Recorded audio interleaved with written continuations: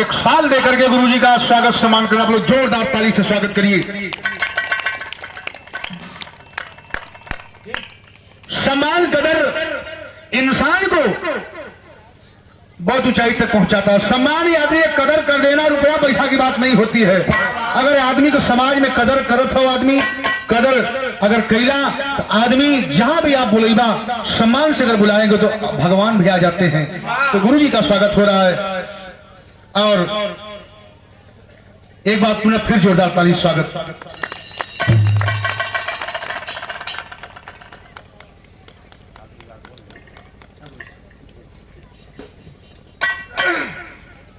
अगले साल जो सामने है सत्यनारायण जी, हमें गुरु रूप में इन्होंने माना और जो भी श्रद्धानुसार इनको बना, काफी मान सम्मान का भी दान ओन दे करके जो भी होता है जैसे गुरु को मानते हैं उस प्रकार इन्होंने अंग वस्त्र दे करके, कुछ बर्तन दे करके, कुछ द्रव्य दे करके जिसका वर्णन मैं नहीं कर सकता, और काफी प्यार दुलार अपने बच्चों से तो मुझे मिलता ही है। लेकिन मैं एक लौता कवि हूँ, मेरा नाम है रमेश यादव, मैं चंदौली की धरती, ग्राम हेतमपुर।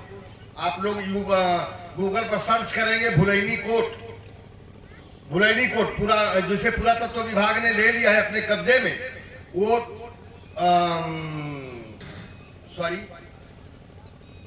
वो धरोहर एक प्रकार से हमारे गांव की धरोहर के रूप में है जिसे पुरातत्व विभाग ने ले लिया है। मैं उस गांव से बिलोंग करता हूं और लेखनी के क्षेत्र में मेरा कर्म भूमि कहा जाए तो महाराष्ट्र मुंबई में रहा है।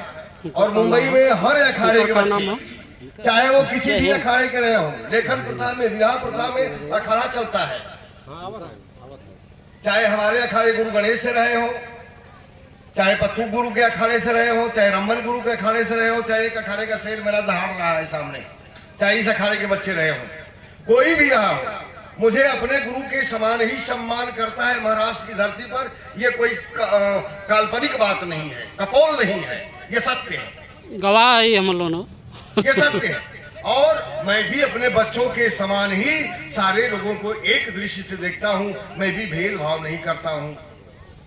और मैं माता रानी से निवेदन करूंगा